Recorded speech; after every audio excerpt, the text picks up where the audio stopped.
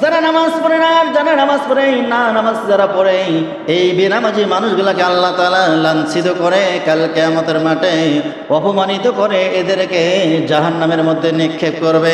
শুধু কি তাই, এই মানুষগুলো যখন জাহান্নামের দিকে চলে যাবে, ওই সময় জাহান্নামের রক্ষী ফেরেশতা মালিক তাদেরকে বলবে, এ ভাই দাঁড়াও, তোমরা কেন জাহান্নামে যাচ্ছ? জাহান্নামের ভিতরে কি আছে সে সম্পর্কে তোমরা কি অবগত? তারা জানে না। তোমরা যে জাহান্নামে যাচ্ছ এর কারণটা কি?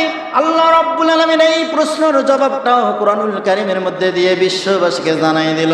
ইয়াতাসালুনা আনিল মুজরিমিনা মা সালাকাকুম ফি সাকার ক্বালু নামলাকু মিনাল মুসাল্লিন। সকলে বলছি আল্লাহু আকবার। এই জাহান্নামী মানুষরা জাহান্নামের ফেরেশতাকেই বলবে, আমাদের প্রথম নাম্বার কারণ আমরা যে জাহান্নামে আজকে যাচ্ছি, প্রথম নাম্বার কারণ যে মানুষগুলো নামাজ পড়ছে আর যারা নামাজ পড়ে নাই আমরা তাদের দলে অন্তর্ভুক্ত। ক্বালু নামলাকু মিনাল মুসাল্লিন, মানে যারা নামাজে এসেছে আর আমরা নামাজে আসি নাই। আজকে আমাদের জাহান্নামে যাওয়ার কারণ, মূল কারণটা হচ্ছে আমরা নামাজ পড়ি নাই। কি পড়ে নাই বলেন তো দেখি? নামাজ পড়ে নাই। তাদেরকে কি করবে? আল্লাহ তাআলা যে বললো আমি আল্লাহ রাব্বুল আলামিন তাদেরকে লাঞ্ছিত করব, তাদেরকে অপমানিত করব, তাদেরকে কি করব? জিল্লাত করব, তাদেরকে হয়রানি করব, পেরেশানি করব, তারপর আমি আল্লাহ রাব্বুল আলামিন জাহান্নামে দেবো। কিন্তু জাহান্নামে যাওয়ার আগেও তাকে আমরা অপমানিত করব, তাকে জাহান্নামের ফেরেশতা দিয়ে আমি আল্লাহ তাআলা তাদেরকে অপমানিত করব, লাঞ্ছিত করব, অপদস্থ করব, তারপর আমি আল্লাহ রাব্বুল আলামিন এদেরকে জাহান্নামের মধ্যে নিক্ষেপ করব। সকলে বলি নাউজুবিল্লাহ। তাহলে মানুষ যে জাহান্নামে যায় প্রথম নাম্বার যে কারণটা হচ্ছে সেটা হলো নামাজ। যারা নামাজ পড়বে না তারা কি হবে বলেন তো? প্রথম নাম্বার কারণটা হচ্ছে তারা জাহান্নামে যাবে। এই জন্য আপনার আমার জন্য কি নামাজ মাপ আছে? মাপ আছে? মাপ নাই। এই জন্য আমাদেরকে সর্ব অবস্থায় আমরা যখনই মুয়াজ্জিন সাহেব আল্লাহু আকবার ধ্বনি দেবে, প্রতিটা মানুষ আমাদেরকে নামাজের জন্য মসজিদে আসতে হবে, আমাদেরকে বাধ্যতামূলক 5 ওয়াক্ত নামাজ পড়তে হবে। আমার ভাইয়েরা, আল্লাহ তাআলাকে প্রশ্ন করবো, আল্লাহ আমরা নামাজ পড়বো, নামাজ পড়ি লাভটা কি হবে? এর লাভটা কি? আল্লাহ রাব্বুল আলামিন বলল, যারা নামাজ পড়বে আমি আল্লাহ রাব্বুল আলামিন তাদের গার্জিয়ান হয়ে যাব। সকলে বলি না সুবহানাল্লাহ। আল্লাহু ওয়ালিউল্লাযীনা আমানু ইখরিজুহুম মিনাজ যুলুমাতি ইলান নূর। সকলে বলি আল্লাহু আকবার। আল্লাহ তাআলা বলল, যারা নামাজ পড়বে আমি আল্লাহ রাব্বুল আলামিন তাদের গার্জিয়ান হয়ে গেলাম। আর গার্জিয়ান হয়ে আমার একটা কর্তব্য আছে, আমার একটা কাজ আছে। এই নামাজি ব্যক্তিগুলো যদি কোনো শয়তানের খপ্পরে পড়ে, এই মানুষগুলো যদি কোনো ভুল কাজের মধ্যে চলে যায়, শয়তানের ধোঁকায় পড়ে খারাপ কাজের মধ্যে লিপ্ত হয়ে যায়, আমি আল্লাহ রাব্বুল আলামিন এই মানুষগুলোকে কি দেব? সাপোর্ট দেব, তাদেরকে প্রোটেকশন দেব। দেওয়ার পর মিনাজ যুলুমাতি ইলান নূর, আমি আল্লাহ রাব্বুল আলামিন এই মানুষগুলোকে অন্ধকার থেকে আলোর দিকে নিয়ে আসবো। সকলে বলি না সুবহানাল্লাহ। আল্লাহ তাআলাকে বলবো, আল্লাহ আমরা বুঝতে পারলাম, কিন্তু আবারও আমরা বলতেছি নামাজ পড়লে লাভটা কি হবে?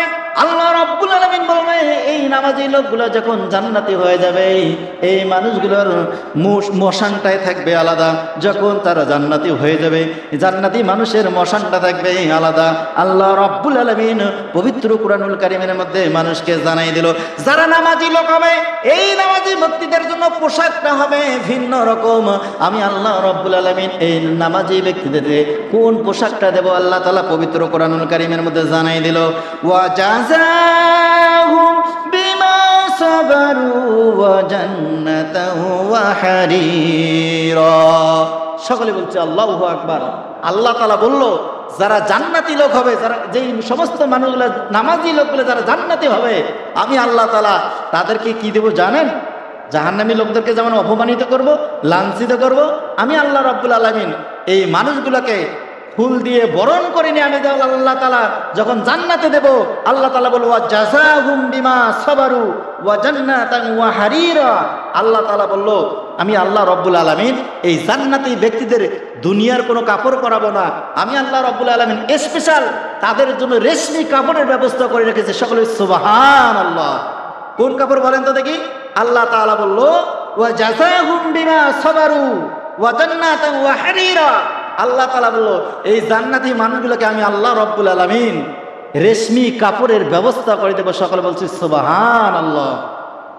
আমার প্রিয় ভাইরা, শুধু কি এই রেশমি কাপড় দেবে তা না, আল্লাহ রাব্বুল আলামিন পবিত্র কুরআনুল কারীমের মধ্যে জানাই দিল মুত্তাকিন ফিহা আলাল আরাইক লা ইয়ারাউনা ফিহা শামসাও ওয়ালা জামহারিরা। সকলে বলে আল্লাহু আকবার। আল্লাহ রাব্বুল আলামিন জানাই দিল এই নামাজি মানুষগুলো যারা হবে এদেরকে আমি আল্লাহ রাব্বুল আলামিন রেশমি কাপড়ের তো ব্যবস্থা করলাম, আমি আল্লাহ তাআলা এই মানুষগুলোর জন্য একটা পালঙ্কের ব্যবস্থা করে দেব। সকলে বলি না সুবহানাল্লাহ। কিসের ব্যবস্থা করে বলেন তো দেখি?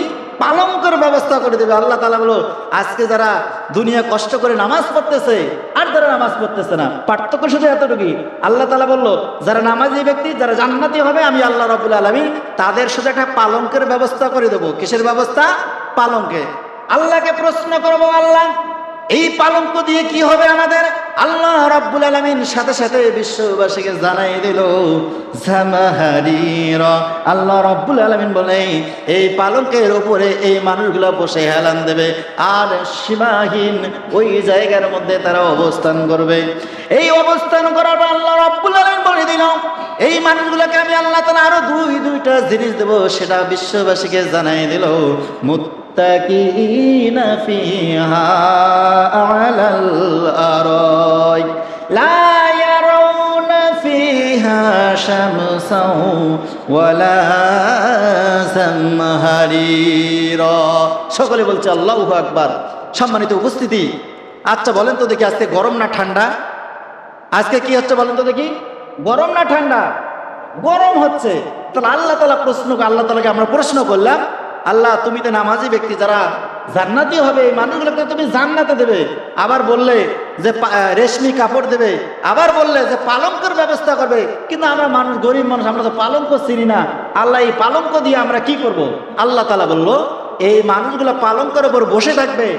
আর এই মানুষগুলো আজকে যেমন গরম আছে, আল্লাহ তাআলা জানাই দিল লা ইয়ারাউনা ফিহা শামসান ওয়ালা জামহারিরা।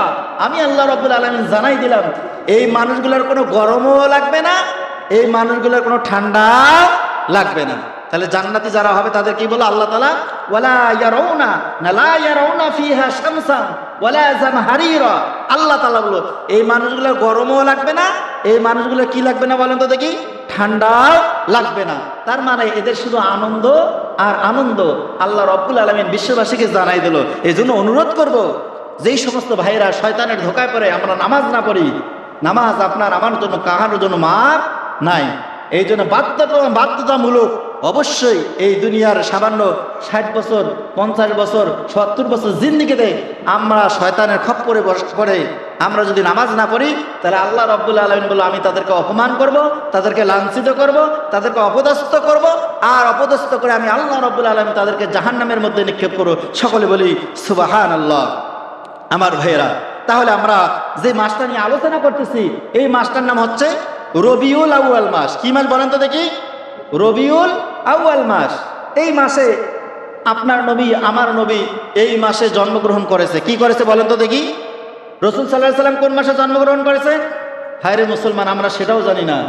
আজকে যদি জিজ্ঞাসা করা হয় যে মমতাজ বা গায়ক গায়িকা নায়ক নায়িকা এদের জন্ম কত সালে, সব কিছু আমরা বলে দিতে পারি, কিন্তু আপনার নবী আমার নবী আমাদের কলিজার টুকরা কবে জন্মগ্রহণ করেছেন আমরা সেটাও কিন্তু ভুলে গেছি।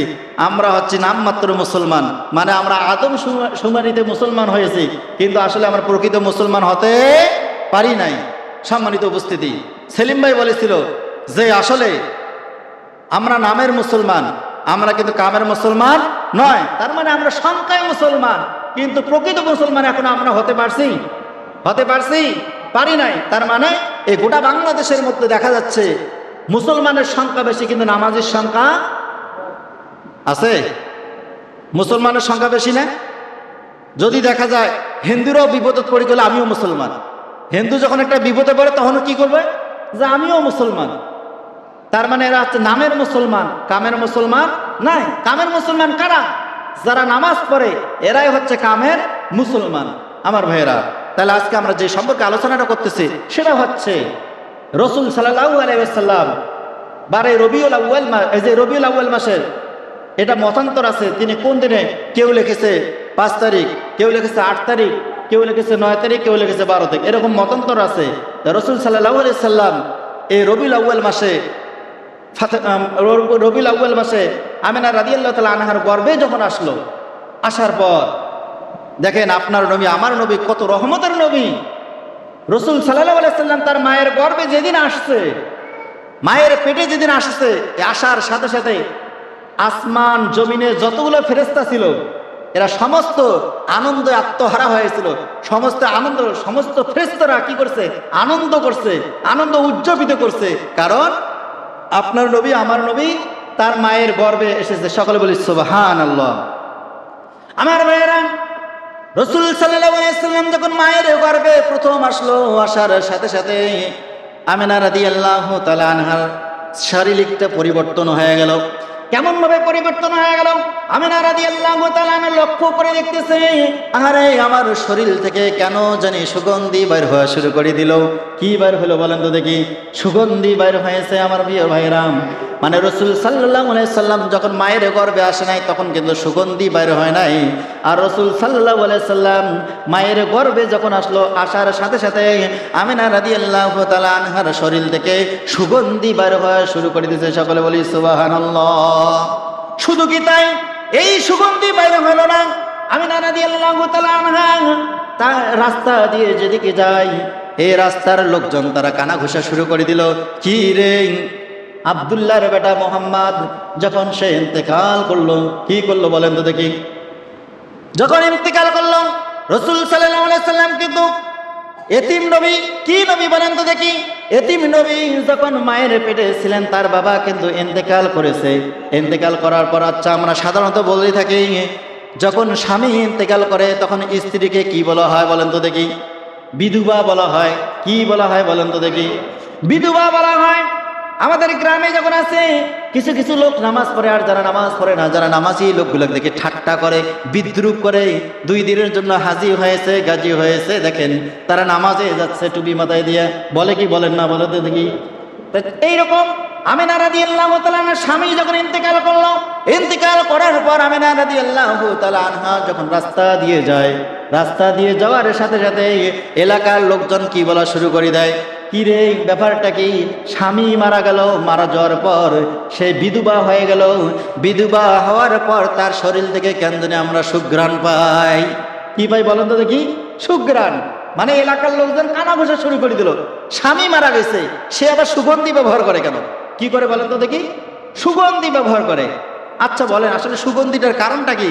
রসুল সাল্লাল্লাহু আলাইহি সাল্লাম যখন মায়ের গর্ভে আসলো, আসার সাথে সাথে তার শরীর থেকে কি বাইর হচ্ছে বলেন তো দেখি? সুগন্ধি বাইর হচ্ছে।